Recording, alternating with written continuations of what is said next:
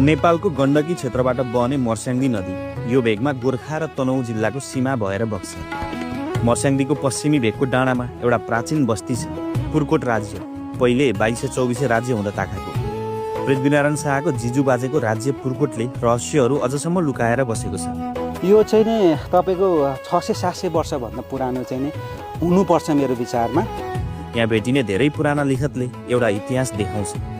पुर्कोटको कालिका माता गोरखकालीको आमा, यो गोरखकाली जन्मिएको स्थान। पुर्कोटबाट गोर्खा फुलपाती लैजाने र गोर्खाबाट काठमाडौँ भित्राइने अर्थात् बडा दशैंको परम्परा चलाउने स्थान यही हो। यही पहाडी भेगमा छ मिया बस्ती, शताब्दी अघिबाट मुस्लिमहरूको बसोबास क्षेत्र। अब यो कहिलेदेखि बसोबास गरे त्यो इतिहास हामीलाई पनि थाहा छैन। हेर्नुहोस् कहिलेदेखि हो, 4-5-6 वर्ष कहिले हो कहिले हेर्नुहोस्। अब यसै बेलामा भन्ने हामीलाई पनि थाहा छैन। मुस्लिम समुदायको मुखियाले बडा दशैंमा कालिका माता मन्दिरमा चुरा चढाउने चलन अझसम्म छँदैछ। त्यही चुरा गोर्खा पुग्ने महामुखिया चाहिँ हाम्रो बाउ बाजे रहेछन्। हामी हुन त मुस्लिम हौँ, तर चुरा बुझाएका कागज पनि छन् हामीसँग। तर अब तिरो पनि लिइन्छ, यता चुरा पनि बुझ्छ। अहिले फेरि रोकिदिएर चुरा लिने मान्छेले रसिद दिँदैन, चुरा बुझ्छ रसिद लिँदैन। यो अर्थ के हो?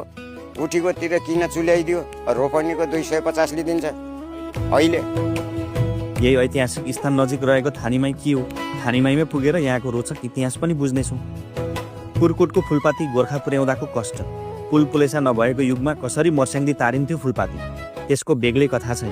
गोर्खाको लागि फुलपातीको दिनमा फुलपाती पुर्याउन जस्तो सुकै हालतमा पनि फुलपातीको अघिल्लो दिनमा त्यो रुखको टुप्पाबाट हामफालेर पारी तरेर गोर्खामा धुवासित बुझाएर आएको।